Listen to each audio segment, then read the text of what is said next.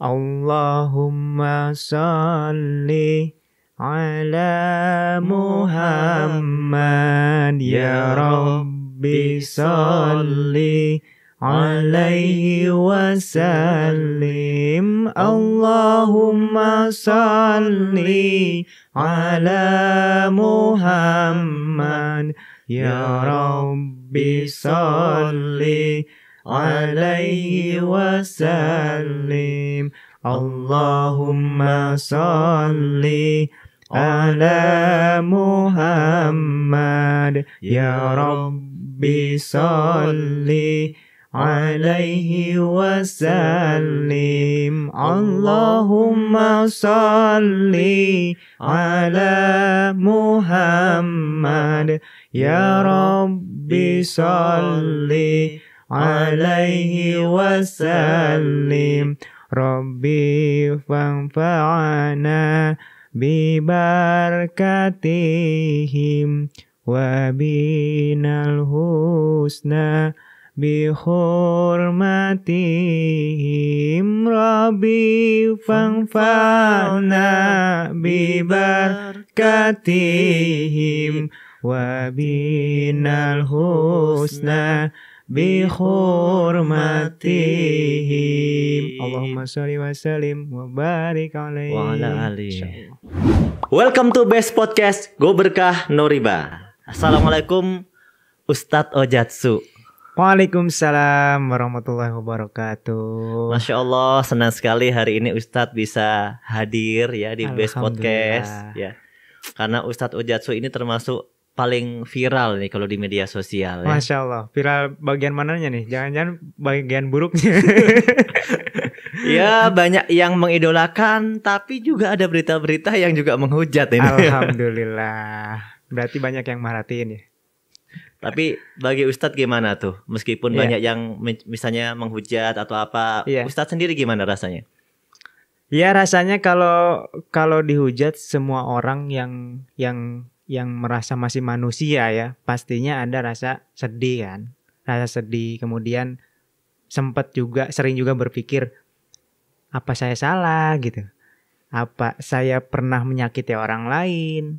Pernah juga berpikir seperti itu. Kemudian kita introspeksi diri dulu kan. Introspeksi diri, apa ya salah saya? Ucapan saya yang kira-kira menyinggung orang lain apa gitu. Nah kadang-kadang saya juga bikin video kan ada yang dipotong, ada yang gimana gitu. Kalau misalkan terlalu banyak yang menghujat, boleh jadi mungkin ada yang kata-kata saya yang kurang baik.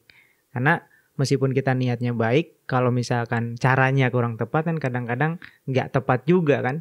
Jadi menyinggung. Introspeksi begitu. Introspeksi yang pertama. Yang kedua, kalau memang udah baik tuh, misalkan baik kok, nggak ada yang salah, nggak ada yang disakiti.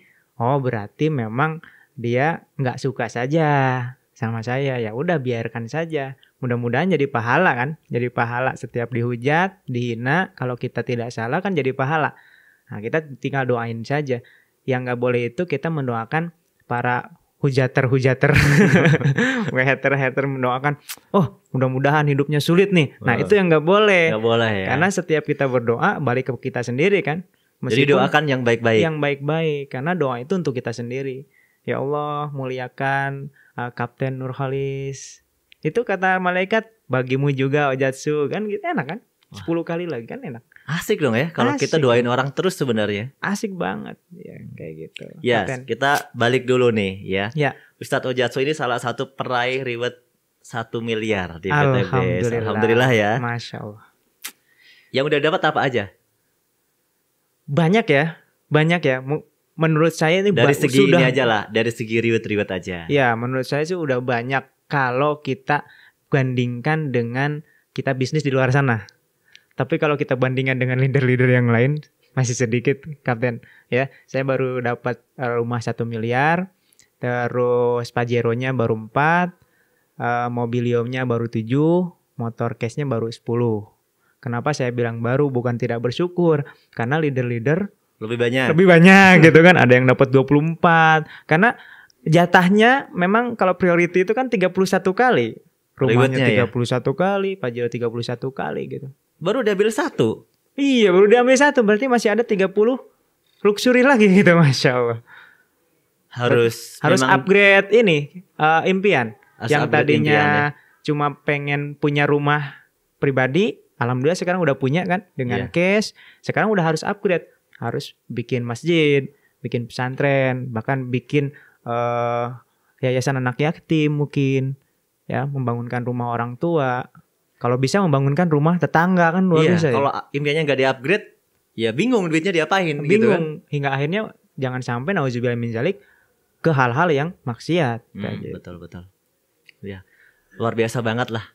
Nah, yang Ustadz rasakan nih setelah bergabung di PT BES ya, mungkin Ustadz kan sebelumnya punya banyak kegiatan ya. Iya. Kegiatannya apa aja, Ustadz? Iya, jadi sebelum saya gabung di PT BES itu yang pertama saya seorang penulis ya. Penulis buku. Udah nulis berapa buku? Alhamdulillah baru 3. Baru 3. Dulu itu saya mewajibkan diri setiap hari wajib nulis 10 lembar.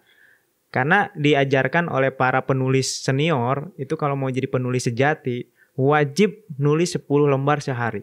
Sehari 10 lembar. 10 lembar. Harus itu. Harus. Nah, ketika di PT BES, namanya bisnis itu harus fokus, Kapten. Kalau nggak fokus, nggak bisa kita sukses. Gitu. Kayak mitra-mitra saya anjurkan gitu. Mau bisnis apapun banyak boleh. Tapi kalau mau sukses cepat di PT BES, fokus dulu gitu. Fokus dulu yang mana dikerjain dulu. Iya, mau mana dulu. Misalkan PT BES ya udah yang lainnya simpen aja dulu, bukan ditinggalin ya. Disimpan dulu sampai ini benar-benar dapat sesuatu.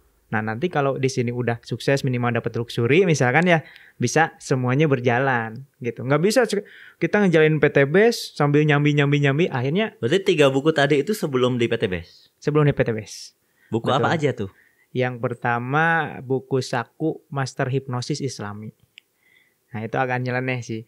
Nah, saya menemukan hipnosis itu adalah sebuah ilmu yang ilmiah ternyata.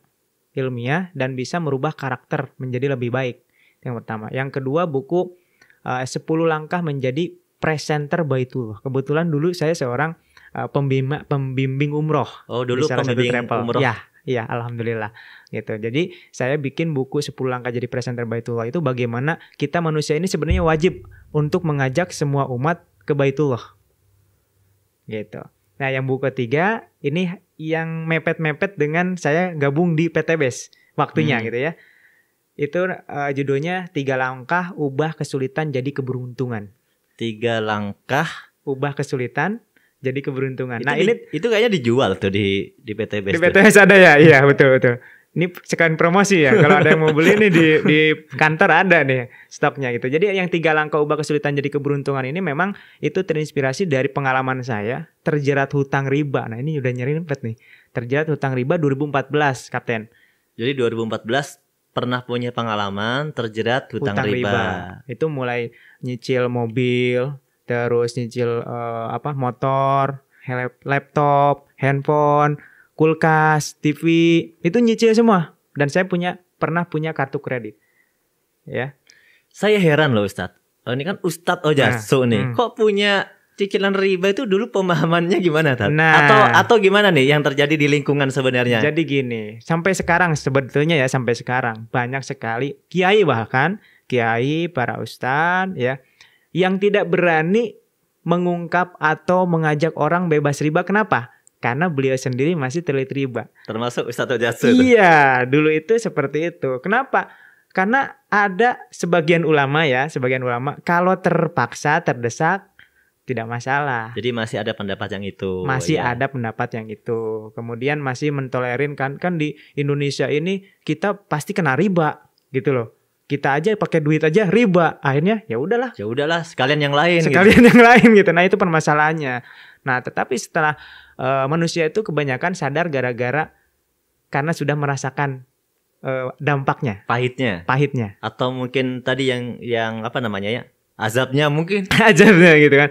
Jangan sebut azab lah. Peringatan lah. Peringatan dari Allah, teguran. Karena sebenarnya Allah itu memperingatkan tuh sayang. Ya, kalau azab beda lagi ya. Beda lagi gitu. Kalau azab udah kehukuman.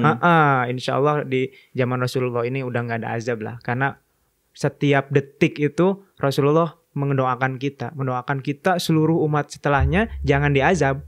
Jadi insya Allah nggak ada azab kalau untuk di zaman umat Rasulullah. Yang ada teguran. Diingatkan nih. Diingatkan sama Allah, disentil gitu kan. Coba kalau kita nggak disentil, riba terus kan nambah terus riba itu. Jadi udah nyicil motor, lunas nyicil motornya, wah motor udah lunas nih, nyicil mobil. Mobil yang 300 juta udah lunas nih, nyicil yang 500 juta. Dan begitu seterusnya, kalau tidak diingatkan sama Allah. Alhamdulillah, saya 2015 itu ditegur sama Allah, penghasilan semuanya dinolkan. Tersisalah cicilan 15 juta sebulan, bayangin Kapten. Penghasilan dinolkan. Dinolkan. Jadi semua kegiatan Ustadz Ujat tuh berhenti.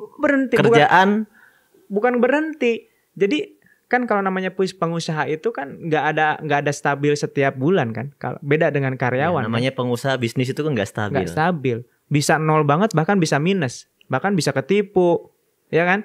Nah kalau ketika ketipu kan minus, gitu. Nah itu yang terjadi. Maka 2015 itu dinolkan, tersisalah hutang 15 juta cicilan per bulan.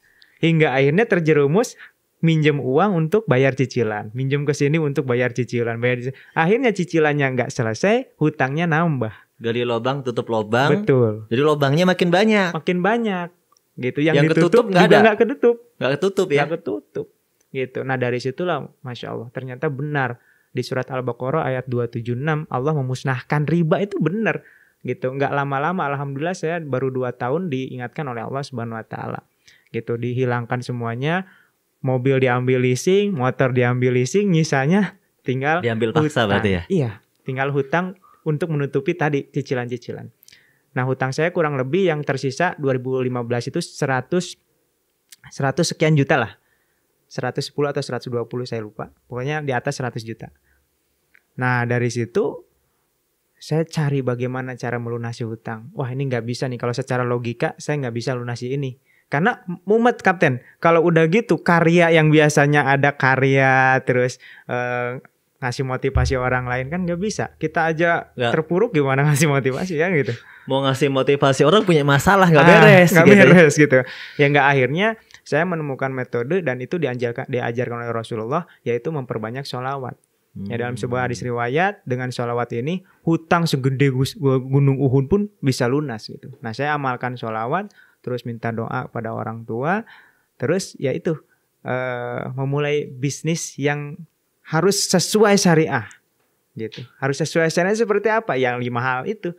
Harus nggak ada ribanya, nggak ada maisir, nggak ada goror, nggak ada zolim, produknya halal. Jadi usaha yang jangan minjem ke bank untuk memulai usahanya dan lain sebagainya gitu. Nah pada akhirnya alhamdulillah, dari hutang itu kan, hutang saya lebih dari 100 juta ya. Iya. Nah, mindset saya gimana caranya bisa melunasi hutang ini. Ketika bisa melunasi hutang, berarti setelah hutangnya lunas, kan lanjut penghasilannya. Iya. Betul tidak? Nah, akhirnya dari situlah saya bikin buku. 3 langkah ubah kesulitan. Ternyata dari kesulitan itu bisa jadi keberuntungan. Yang tadinya punya hutang, bisa lunas hutangnya. Setelah itu bisa punya penghasilan sebesar hutang itu gitu loh.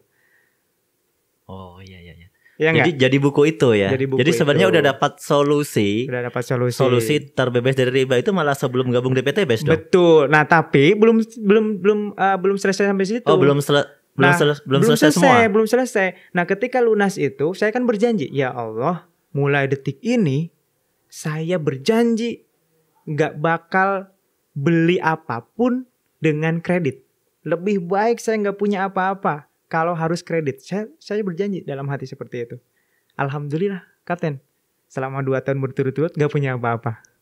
Karena janji gak kredit. Gak kredit. Jadi gak punya apa-apa. Gak punya apa-apa. Ya cash gak bisa beli, kredit gak mau kan. Udah janji. Hingga akhirnya mobil gak punya, motor gak punya, rumah apalagi gitu kan. Ngontrak sana sini, naik kemana-kemana. Jadi 2 tahun tuh ngontrak? 2 tahun ngontrak. Dan gak punya padahal mobil, gak punya motor. Sebelumnya? Motor ada, mobil ada, fasilitas lengkap, tapi cicilan semuanya. Gitu kan. Akhirnya alhamdulillah tuh 2018 awal itu Allah malah kasih hadiah. Apa hadiahnya? Hutang 500 juta. Nambah hutang dong. Hutang baru dong. Hutang 500 juta. Bukan saya yang menghutang. Jadi yang namanya pebisnis kan gitu. Kalau nggak minus ketipu kan bisa. Gitu kan. Nah, saya investasi tuh. Investasi yang harus saya kembalikan kurang lebih 500 juta. dan harus dikembalikan dalam waktu 3 bulan. Kalau enggak pilihannya 2, digebukin atau enggak masuk penjara kan itu. Nah ini masalah terbesar. Saya bilang, ya Allah, saya mau hijrah, kok malah dikasih ujian begitu besar. Ya sempat juga itu. Berarti ikut bisnis investasi. Bukan bisnis investasi. Ini masih ada kaitannya dengan umroh. Panjang ceritanya. Oh ada kaitan. Ada kaitannya dengan umroh, memberangkatkan jamaah umroh. Tapi akhirnya alhamdulillah jemaahnya berangkat dan hutangnya tersisa gitu loh. Untuk memberangkatkan jemaah harus menghutang 500 juta.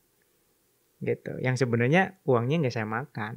Iya, artinya itu bukan murni hutang. Betul. ya. Cuma di apa ya? Ya kelimpahan apa rezeki ya? utang. Kayak gitu. Artinya ya intinya gini. Tapi banyak ya tahun-tahun itu teman-teman yang kejadian hal yang sama kan. Banyak artinya banget. dia tidak memakan duit itu, tapi banyak orang menuntut sama dia. Betul. Banyak banget kan? Banyak banget. Itu kan lagi zaman-zamannya di hal umroh tersebut gitu kan. Hingga akhirnya saya punya beban harus melunasi utang itu dalam kurun waktu 3 bulan. Nah itulah yang menjadi ya Allah. Saya buka lagi buku yang saya bikin itu loh, 3 langkah ubah kesulitan jadi keberuntungan. Nah, untungnya ada buku ini. Saya jadi yakin saya yang nulis. Di bersama kesulitan ada kemudahan itu ada dan surat Al-Insyirah gitu kan. Semakin sulit semakin untung dalam buku saya. Ini yang saya tulis nih, saya tulis bilang. Sendiri. Dibaca sekarang lagi, dites sama Allah kan? Dites benar. Dibaca lagi, diamalkan lagi 3 langkahnya. Alhamdulillah. Waktu punya hutang 500 juta. Lagi keder-kedernya saya malah diberangkatin umroh secara gratis lagi, suruh bimbing umroh lagi, ada tawaran bimbing umroh plus Turki. Nah di sanalah Kapten saya bermunajat, ya Allah depan multajam, ya Allah lunasi hutang saya dan pertemukan dengan bisnis yang benar-benar syariah yang bisa penghasilannya minimal 2 miliar sebulan. Gak tanggung-tanggung mintanya. 2 miliar ya sebulan. Betul. Ya. Nah itu bulan Januari 2018. Pulang-pulang. Nah pulang-pulang itu di April, masih 2018 April, itu saya ketemu dengan PT BES. Sama siapa ketemunya? Sama Pak Haji Birawan, Bunda Hajah Linda. Diundang ke sebuah seminar. Waktu itu kan masih awal-awal banget. Pak Haji Adan Haris itu masih baru dapat 4 Pajero 6 Mobilio dalam waktu 3 bulan kata beliau. Saya diundang ke sebuah kafe. Kafenya kecil, Kapten. Kecil, yang hadir 17 orang. Pembicaranya naik travel. Pak Haji Adan Haris itu naik travel dari Jogja itu. Baru datang, saya duduk sama istri. Saya naik Grab sama istri sama anak.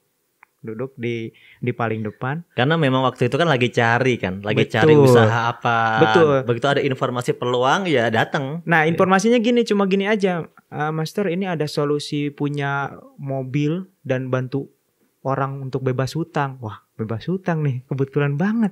Jangan-jangan ini terkabulnya doa, saya bilang gitu kan. Ya udah saya hadir.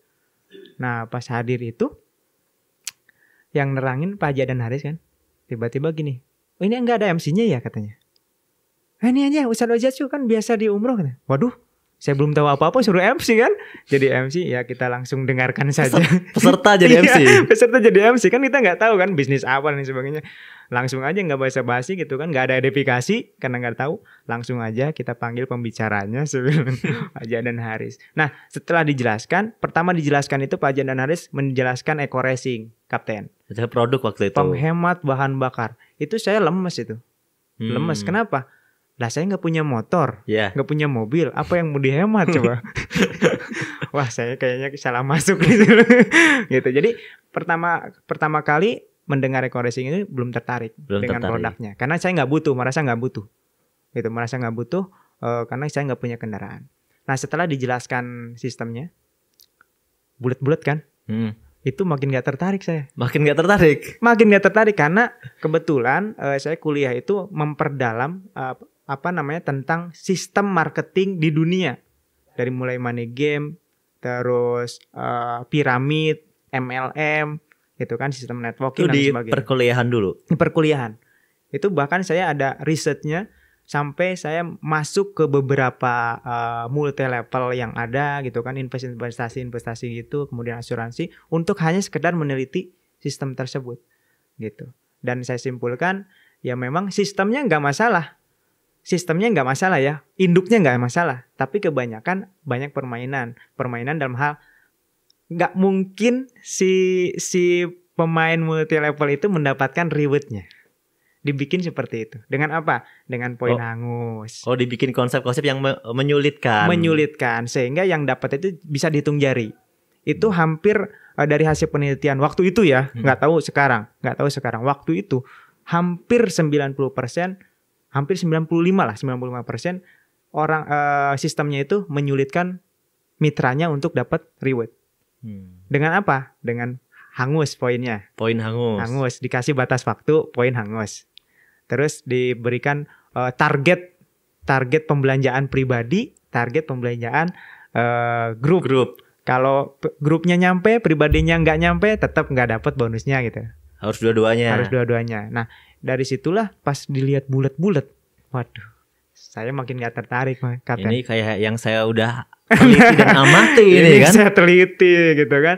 Udah, tapi saya punya prinsip harus sampai selesai. Untuk menyimpulkan sebuah baik buruknya sesuatu. Gitu. Jadi saya tetap bertahan sampai akhir, hingga akhirnya untungnya Pak Haji Adan Haris ini menjelaskannya rinci sampai akhir. Ini hybrid system, kemudian di sini nggak ada tutup poinnya ditungguin, nggak ada hangus. Nah, ini yang bikin saya tertarik. Mulai tertarik. Itu. Karena kan yang ditakutkan nggak ada. Yang ditakutkan nggak ada. Terus saya hitung-hitung, itu sangat available untuk kita capai dan sangat terukur. Misalkan kita targetkan berapa per hari, itu terukur. Untuk mendapatkan rewardnya itu kok kayaknya mudah gitu. Mudah gitu kan, dan terukur gitu. Semua orang bisa dapat karena nggak ada batas waktu. Nah, inilah, wah, ini nggak ada kezaliman di sini gitu. Nggak ada yang dizolimi, dia kerja, nggak ada yang terzolimi hasil kerjanya. Kan kalau hangus udah kerja 900 poin, hangus. Oh, zolim kan? Iya, zolim, betul. Zolim gitu. Nah, di sini nggak ada. Wah, mulai mengangkat kepala. Wah, ini ya Allah. Makin deg-degan gitu. Jangan-jangan ini solusi gitu kan? Karena udah mulai tertarik. Dijelasin plan B-nya, Masya Allah. Udah dijelasin plan B-nya tuh. Cuma saya fokusnya waktu itu, siapa yang mau dapat Pajero senilai 500 juta angkat tangan. Wah, saya angkat tangan. Yang terpikir 500 jutanya, Kapten, bukan Pajeronya. Nggak ada nafsu sama sekali sama mobil waktu itu. Yang terpikir adalah bagaimana lunas hutang 500 juta. Maka dengan itu saya tertarik kan. Karena waktu itu masih ada dong ya sangkutan yang 500 itu masih. Justru karena gara-gara itu saya terbaru hadir. Tadi ya. Iya, yang terbaru yang 500 juta itu, gara-gara itu saya hadir ke seminar, pengen bebas hutang dari 500 juta itu. Nah, pas ditanya di akhir siapa yang siap bergabung hari ini, silakan maju ke depan. Saya tarik tangan istri saya. Istri saya bingung. Dia tahu di dompet gak ada uang, di ATM gak ada uang, di ATM pun hanya untuk seminggu gitu kan. Bingung kan? Tengok. Nah, pas ditanya kan mau daftar, mau belanja berapa, saya nunduk aja, Mas Nur. Ya Allah, kalau memang ini bisnis bagus menurutmu, ya Allah, berikan rezeki hanya untuk sekedar belanja, daftar saja ya Allah. Jangan yang tinggi-tinggi lah, yang seadanya aja sebelum itu. Pas buka mata, alhamdulillah, dikabul sama Allah, langsung kontan. Saya nemu cincin, Kapten. Pas buka mata? Iya, nemu cincin. Cincin siapa? Di jari tangan istri saya. Kirain nemu cincin orang. Kalau itu ya ke orang kan. Jadi Masya Allah kok. Pas buka mata, ada cincin. Ada cincin. Oh iya, masih ada.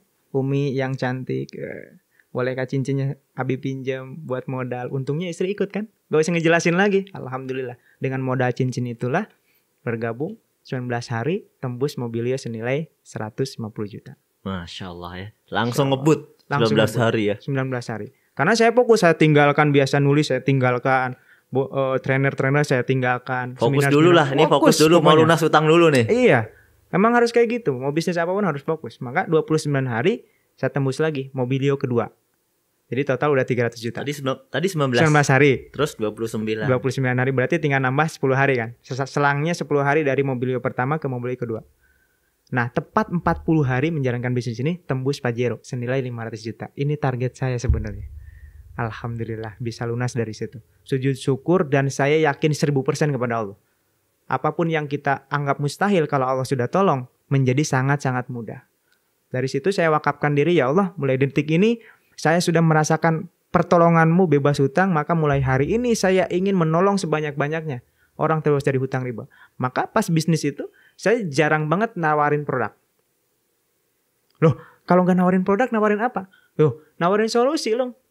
Iya kan? Iya. Nawarin solusi kayak anggap aja saya ini punya perusahaan yang merekrut karyawan. Nawarkannya solusi kan, solusi pekerjaan. Kan? Nggak kan? Kita dagang, misalkan perusahaan kita jualan kopi.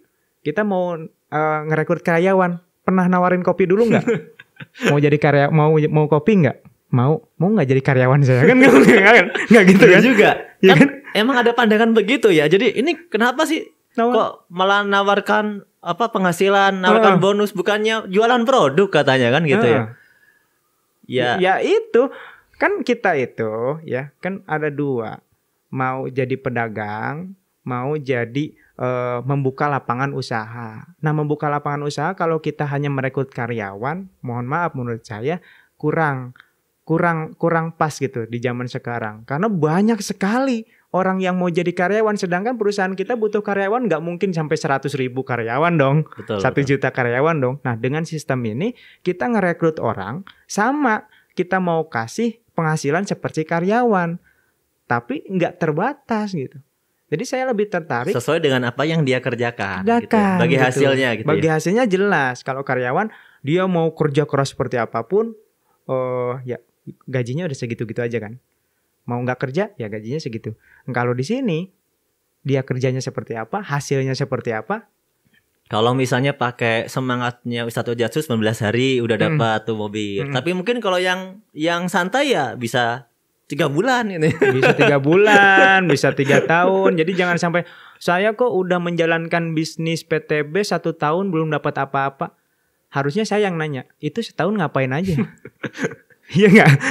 Setahun ngapain aja? Kenapa? Karena sebenarnya Kapten, ini bisnis sangat terukur. Kita kalau mau closing 1 ya, closing 1 sehari, ya harus lebih dari 10 orang yang kita prospek. Itu kalau misalkan 10 orang kita prospek closing 1, itu kalau yang sudah mahir banget, udah profesional marketing. Itu ada rumusnya begitu rumusnya itu begitu. Yang udah mahir aja prospek 10 gitu ya. Yang presentasi daftar, ke 10, yang daftar mungkin 1. Yang beli 1. Secara rumus penjualan begitu. Betul. Itu marketing profesional loh. Profesional. Yang udah lancar, apalagi ini baru pemula itu kan. Marketing baru belajar. Terus prospek 5 nggak ada yang daftar, ngeluh. Kan lucu. Ya itu bagus prospek ke-5. Sebulan 2 prospeknya. Oh iya benar. Gimana kalau prospeknya cuma 2 ya? Cuma 2 gitu. Terus ngeluh, kok saya udah prospek nggak closing. Prospek berapa? 2. Allahu Akbar. Jadi sebenarnya bisnis ini terukur. Ya.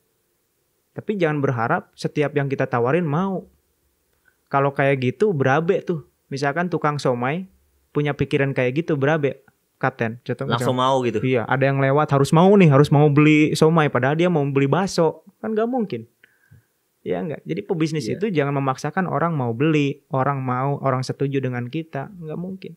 Jadi kalau kita prospek itu harus ada dalam pikiran itu bisa nolak, bisa gabung. Kan gitu. Santai. Tugas kita kan memberikan yang terbaik aja. Informasi. Menjelaskan yang terbaik. Betul. Memahamkan yang terbaik. Iya. Berusaha gitu. Betul. Ya kalau udah mentok gak mau ya udah berarti kan. Betul. Nah ini sebagai inspirasi juga ya. Saya itu dalam 19 hari yang saya tawarin itu lebih dari 50. Bahkan mungkin sampai 100. Itu yang gabung cuma 5. Itu ditemui langsung gak? Kenapa? Ditemui langsung gak? Ditemui langsung. Di awal-awal temuin langsung? Temuin langsung. Kalau di awal itu saran saya ditemui langsung. Jangan asalkan ada, mohon maaf ya, yang broadcast aja. Orang kan nggak ngeh broadcast itu. Mau panjang nggak ngeh. Gitu. Harus temuin langsung. Apalagi di awal itu kan kita ibarat kata membangun tim. Ya kan? Silaturahmi dulu gitu. Dan itu pun nggak langsung ditembak. Mau nggak ikut gabung ini? Ngomong dulu, bangun kepercayaan dan lain sebagainya, nyaman dulu gitu. Nah saya aja yang punya skill ya, alhamdulillah punya skill bagaimana menjual udah biasa, bagaimana marketing, bagaimana berbicara, itu dari 100 cuma 5 yang gabung. Dan juga sekolahnya kuliahnya juga kan kuliahnya di bidang itu. Di bidang itu juga. Jadi kan? Bukan masalah kita bisa ngomong atau enggak, ini masalah jodoh. Karena kita tidak hanya jualan aja kan jodoh. Jodoh yang beli somai kan udah ditentuin. Siapa Pak Kapten beli somai, saya beli bakso kan udah ditentuin. Gitu. Nah, tinggal kita mendatangi jodoh-jodoh kita. Makanya kita berdoanya, ya Allah, datangkan, temukan saya dengan jodoh bisnis saya yang Engkau ridhoi. Kan jadinya enak. Kalau nggak cocok dengan saya, mudah-mudahan, nggak apa-apa deh, nggak daftar. Jadi pas nggak daftar tuh nggak sakit hati. Oh, bukan jodoh saya. Kan gitu. Nah, dari 19 hari itu, alhamdulillah dari 5 orang yang gabung, yang jalan cuma 2. Tapi luar biasanya dari 2, sekarang mitra saya di bawahnya dari 2 ini, udah lebih dari 30.000 mitra. Jadi dari mungkin tadi 50 sampai 100, akhirnya yang bergabung kan 5 ya? Ya. Dari 5 itu yang aktif sebenarnya cuma 2. Tapi dari 2 yang aktif itu bisa menghasilkan 30.000 mitra. 30.000. Itulah nikmatnya bisnis jaringan. Bahkan yang saya senang dengan bisnis jaringan ini, tukang mie ayam itu bisa punya relasi gubernur. Bisa punya relasi DPR. Karena kan di sini tidak melihat status yang paling duluan, misalkan tukang mie ayam nyampein ke pembantu rumah tangga, ternyata pembantu rumah tangganya kena dengan anggota DPR, berarti anggota DPR menjadi bagian dari tukang somai, kan gitu. Tukang mie ayam. Jadi di sini benar-benar bisnis yang ekonomi kerakyatan, semua orang bisa. Alhamdulillah. Nah, ini karena Ustadz sudah di sini nih, ini saya cocok kalau kita bahas pandangan-pandangan yang memang masih buram. Di luar sana banyak orang melihat bisnis MLM. Secara umum ya, bisnis MLM itu kan dikategorikan mungkin pendapat-pendapat yang nggak bagus, ya.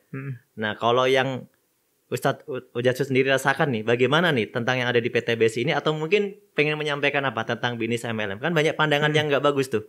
Misalnya tentang bisnis ini yang kebanyakan paling banyak orang takuti adalah bahwa yang sukses pasti yang di atas. Itu yang paling banyak kayaknya. Biasanya orang kalau di bisnis ini yang dilihat gambarnya piramid. Gambarnya piramid kan, bulat, langsung pikirannya yang sukses yang atas. Iya. Gimana tuh Ustaz? Jadi justru saya sebaliknya ya.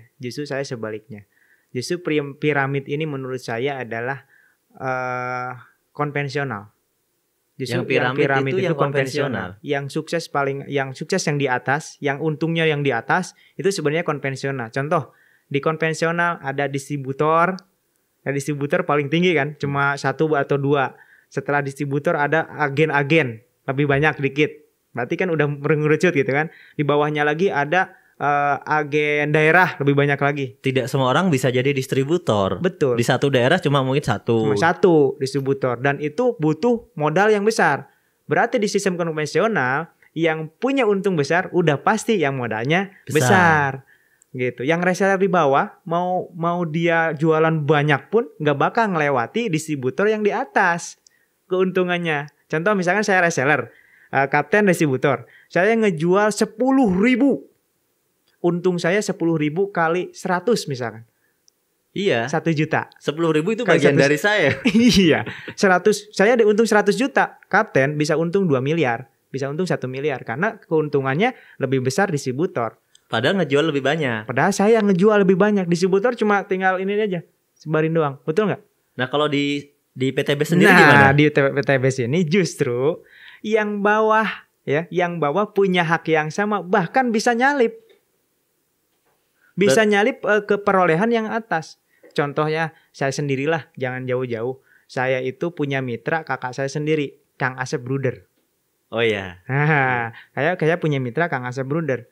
Saya saat ini baru mendapatkan 1 luxury. Baru 1 luxury. Kang Asep Bruder, notabene di bawah saya jaringannya itu sudah dapat 2 luxury. Berarti kan lebih banyak penghasilannya Kang Asep daripada saya. Berarti bukan piramid dong ya? Bukan piramid, ini justru piramid terbalik. Terbalik artinya apa? Di sini haknya sama, antara yang paling bawah sama yang paling atas sama. Yang membedakan apa? Usahanya, ikhtiarnya, percepatannya, fokusnya, itu yang membedakan. Jadi secara sistem semuanya sama. Ini banyak orang yang belum paham loh tentang konsep ini. Mereka nggak pernah sampai tuntas sih belajarnya ya. Betul. Nah gini, konsepnya gini, kalau mau paham ya, jangan dulu menjudge, jangan dulu menghakimi sebelum mendalami. Jadi di sini banyak buaya loh, belum ke dalam. Mungkin jangan-jangan yang ngambang kelihatan itu boneka saja, bukan buaya beneran, kan nggak tahu sebelum nyelam ke dalam. Gitu. Makanya kalau kita lihat, mohon kita koreksi ya, Kapten coba lihat kalau ada pertanyaan ke Ustadz UAS, Iya. Ustadz Abdul Somad. Ketika ada yang bertanya, MLM itu haram nggak sih? Jawabannya nggak langsung haram, nggak langsung tidak haram, enggak. Kalau orang yang berilmu itu berjawabnya gini, MLM yang kayak gimana dulu, gimana sistemnya? Karena kata Ustadz Abdul Somad, mau namanya MLM, LLM, MMM, kalau sistemnya nggak ada 5 hal yang diharamkan, halal. Tapi meskipun namanya jual beli syariah, di dalamnya ada ribanya, haram gitu. Jadi nggak bisa menjudge. Jadi nggak bisa menjudge satu label haram atau apa itu dengan sebuah nama. Itu Nggak dalam bisa. jual beli ya. Betul. Dan kita jangan sama-samakan dulu sebelum kita tahu. Nah, itu betul. yang penting karena memang MLM ini kan sebuah sistem yang tidak muncul baru-baru ini, ya. Tapi mungkin sebelum saya lahir juga udah ada MLM. Betul. Nah, dan mungkin mereka beranggapan seperti yang dia kenal dulu. Betul. Sama kayak Ustadz awal tadi meneliti 95%. Iya, betul. Ustadz negatif dong. Negatif, saya negatif banget karena saya meneliti sendiri. Kebanyakan seperti itu. Nah, ternyata setelah terjun beda kan? Beda. Ternyata terjun pas di PTBase, nggak tahu hanya PTBase, nggak tahu ada MLM juga yang semacam PTBase yang beda gitu. Itu kan kita nggak tahu ya. Tapi yang saya terjunin di sekarang PTBase, saya berbicaranya tentang PTBase. Dan PTBase Masya Allah luar biasa. Membantu. Dan nggak ada satupun yang dirugikan, itu yang penting. Mungkin memang ada benarnya juga kalau orang trauma sama MLM. Tapi mungkin bukan MLM-nya. Tapi dengan sistem-sistem yang di dalamnya tadi ya. Betul. Yang ada semacam kezoliman. Iya, betul. Yang ada maisir, godor, riba, poin hangus segala macam, ya bolehlah trauma ya. Iya. Tapi jangan dulu trauma sama PTBase dong. Nah iya, belum salah-salah kayak gini. Ada akhwat perempuan yang pernah pacaran, dihianati, terus bilang, wah semua laki-laki sama. Semua laki-laki misalnya apa gitu yang disebutkan itu. Iya. Belum tentu kan ya, sama-sama laki-laki tapi pasti beda sifatnya, beda karakternya. Sama juga MLM juga gitu. Jangan bilang, ini MLM ya. Kayak kita bingung ya. Ya MLM, menurut Bapak MLM seperti apa gitu. Kalau MLM yang jelek itu, oh bukan. Yang merugikan itu, enggak bukan. Kalau menurut Bapak MLM merugikan berarti kita bukan MLM. Kan tinggal gitu aja. Kalau menurut Bapak MLM itu yang merugikan atau yang menzolimi berarti kita bukan MLM. Padahal kalau saya sendiri kan di Asosiasi Perusahaan Penjualan Langsung, salah satu pengurus juga di sana.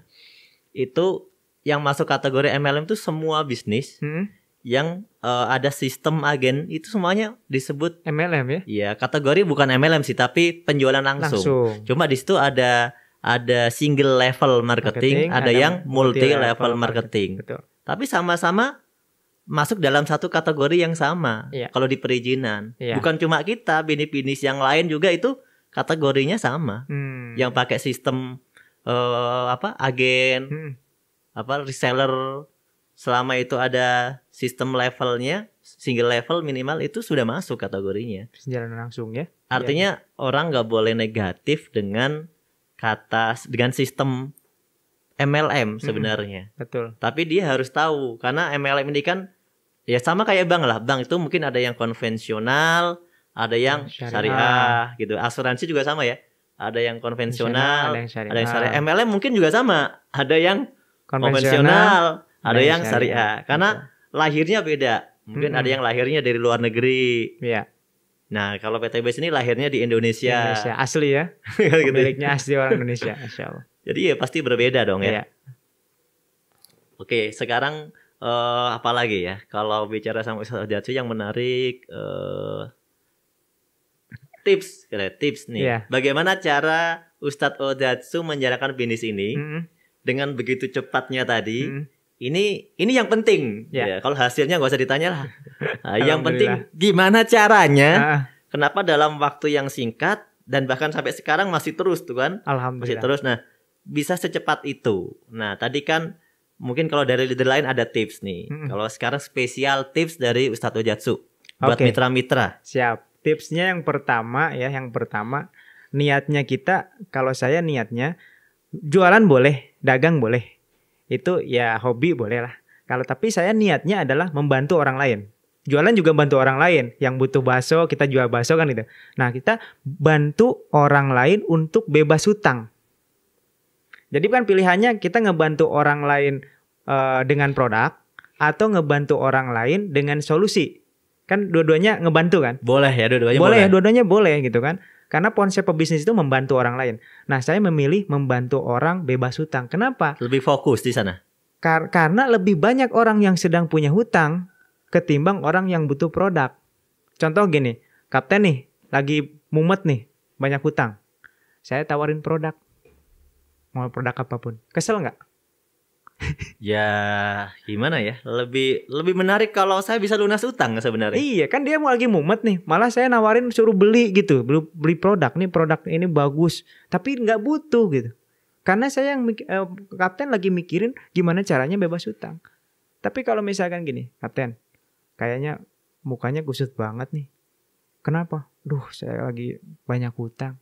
Oh, kita ada solusinya untuk bebas hutang. Wah, yang bener. Gimana nih? Kan udah langsung tertarik, betul tidak? Nah, maka lebih ke solusi. Kalau saya itu tipsnya. Solusi, niatnya membantu orang bebas hutang. Yang kedua, tawarkan solusi itu. Karena mungkin Ustadz juga awal mulanya karena hutang. Betul. Masuk karena punya hutang awal mulanya. Betul. Karena menurut saya, orang untuk jualan bakso gak perlu dia senang bakso. Banyak juga orang yang jualan bakso gara-gara dia butuh uang. Ya karena ketemunya solusinya itu. Iya, misalkan, bukan saya butuh, karena seneng bakso, bukan. Iya, bukan, saya butuh uang mau bisnis apa ya? Bisnis bakso. Meskipun dia nggak suka bakso gitu kan. Nah, di sini juga sama, nggak harus suka produknya. Misalkan saya nggak suka produk dulu kan, nggak punya mobil nih, nggak butuh eco racing, nggak butuh. Tapi kan nggak harus butuh eco racing. Saya bisa melakukan bisnis. Penawaran ke orang lain yang butuh eco racing, gitu. Nah, orang yang butuh eco racing hanya terbatas orang-orang yang punya kendaraan. Sedangkan saya merasakan sendiri, saya aja nggak punya kendaraan, tapi saya butuh bisnisnya. Berarti banyak di luar sana seperti saya yang butuh bisnisnya, belum butuh produknya, gitu loh. Jadi konsep saya adalah menawarkan solusi. Oke, satu ya. Satu. Nah, yang kedua adalah ya seminar. Boleh kita tatap muka, terus tawarin, jelasin, closing. Boleh, tidak masalah. Cuma kalau saya, orang matematika kan, hitung-hitungan. Kalau saya hanya face to face, saya nawarin kapten, terus kapten tertarik karena saya bisa ngomong. Terus kira-kira kapten udah bisa nggak nyampein ke orang lain? Belum tentu. Berarti, ilmunya beda kan? Ilmunya beda. Berarti mandek di situ kan, nggak berkembang. Tapi kalau saya ngadain seminar, ayo undang 10 orang, saya jelasin cara menjalankannya. Bapak Ibu undang aja orang lain. Gimana cara ngundangnya? Cari aja yang lagi banyak hutang. Ada nggak? Oh, banyak. Jadi cari, punya hutang nggak? Punya, ayo. Ada solusinya. Kan lebih mudah. Siapapun akan mudah untuk ngajak orang bebas hutang, betul nggak? Ya, betul. Nah, jadi dengan seminar itu mempermudah untuk mempromosikan baik produknya maupun konsep bisnisnya. Ya, betul. Sehingga orang-orang yang mungkin punya perbedaan keterampilan ya dalam segi penjualan, dia terbantu. Betul. Jadi seminar ini teknik yang penting yang harus kita lakukan. Betul. Jadi itu tipsnya, membantu orang dengan solusi bebas hutang, lalu adakan seminar rutin. Seminggu sekali. Jadi dari seminar itu dari 10, seminar besok bertambah. Masing-masing ngajak 2 aja udah tambah 20. Iya. Dari 30. 30 masing-masing ngajak 2, jadi 60. 60 masing-masing ngajak 2. 2 bulan udah rame ya? Udah rame banget. Makanya 19 hari udah tembus Mobilio karena itu. Udah berhitung kan? Ustadz kan matematika tadi. Nah ini udah saya targetin nih. Iya. Seminggu, 2 minggu, 3 minggu, langsung tembus. Betul. Jadi berikan sistem kemudahan bagi mitra kita mengundang aja. Kamu tugasnya mengundang aja. Mengundang. Bisa kan mengundang? Undangnya gimana? Cari orang yang sedang kesulitan hutang, aja ke sini. Simple. Oke. Ini baru 2. Ada lanjutan gak nih? Sementara itu. Yang ketiga ini rahasia umum sebenarnya. Dengan itu kan hitung-hitungan manusia. Betul. Kalau nggak dimudahkan sama Allah, udah selesai. Meskipun kelihatannya mudah. Nah, ini kuncinya. Kuncinya saya mengamalkan sebuah sholawat. Ya, sholawat. Makanya di awal tadi kan kita sholawat dulu. Ya. Karena itu kunci kesuksesan saya. Dan saya tularkan semuanya ke mitra-mitra saya. Ya, rutin sholawat minimal 1000. Setiap acara juga selalu dimulai dengan sholawat. Selalu ya? ada sholawat di seminar saya. Kalau ada saya. Ustadz Ojatsu pasti sholawat dulu. Pasti ada sholawat dulu. Karena itulah kunci kesuksesan. Ya, kalau kita udah sholawat, insya Allah Allah ridho, diberikan kemudahan. Gitu. Akhirnya percepatan. Nah, ini ada tambahan nih pertanyaan terkait dengan seminar. Ya. Ada mitra-mitra baru yang mungkin di daerahnya itu memang belum ada seminar. Belum ada seminar. Ya. Nah, mereka ini kan mungkin juga orang baru juga. Mungkin kalau Ustadz Ojatsu kategorinya bisa lah bikin seminar, mampu lah untuk membuat sebuah seminar sendiri. Ya meskipun juga orang baru. Ya. Ya. Nah, bagaimana orang-orang yang belum merasa mampu untuk bikin seminar karena dia juga di bisnis ini juga baru, tapi dia jauh dari tempat seminar. Gimana tipsnya? Ya, tipsnya ini juga saya lakukan kepada mitra saya yang di luar-luar sana. Makanya saya ada Ojatsu TV itu. Di situ ada seminarnya. Oh, jadi online berarti? Jadi ada seminar yang full, saya rekam seminar. Jadi mitra saya tinggal, mau ikut seminar nggak? Karena seminarnya jauh di Jakarta, nonton aja yuk, nonton bareng di handphonenya. Dia tinggal buka YouTube, nonton. Gitu. Oh, gini. Dia tinggal nontonin aja, nonton bareng gitu. Nonton bareng, terus kalau ada pertanyaan baru tanya ke leadernya. Gitu. Alhamdulillah beberapa berhasil. Cuma memang agak sulit dalam hal pembinaan sih kalau misalkan jauh ya di luar sana. Tapi insya Allah sih kan sekarang semakin banyak tuh seminar-seminar. Bahkan ke pelosok-pelosok Pak Haji Adan Haris tuh ngadain seminar. Jadi kita ada juga seminar-seminar dari beberapa grup yang bisa kita kolaborasi. Betul. Ya, jadi kita infokan aja ketika memang ada seminar di sana, kita infokan koordinasi bisa ikut. Bisa ikut. Gitu. Titipkan ke panitianya, jangan lupa. Jangan lupa harus dititipkan dulu. Dititipkan dulu. Nanti kalau nggak dititipkan bingung ini undangan siapa, nggak diurusin nanti. Gitu. Itu aja Kapten, mungkin tipsnya. Jadi pertama lah. Pertama solusi bantu orang bebas hutang riba, yang kedua adain seminar, yang ketiga sholawat itu yang paling penting. Pesan sekarang pesan. Ini kita tutup aja. Pesan buat siapa ya? Buat siapa aja ya? Buat mitra apa buat pesan buat masyarakat dan buat mitra. Ya, kalau buat masyarakat yang sedang terlilit hutang riba, yang punya cicilan motor, punya cicilan mobil dan lain sebagainya, yuk hijrah. Niatkan untuk hijrah. Kalau belum bisa melepaskan, niatkan dulu. Ya Allah, saya nggak mau ngulangi lagi nyicil. Itu yang pertama. Nah, nanti Allah berikan jalannya. Mudah-mudahan PTBS ini sebagai jalan untuk segera melunasi hutang riba. Dan ini sudah terbukti ribuan mitra terbebas dari hutang riba dengan wasilah menjalankan bisnis ini. Itu bagi masyarakat umum ya.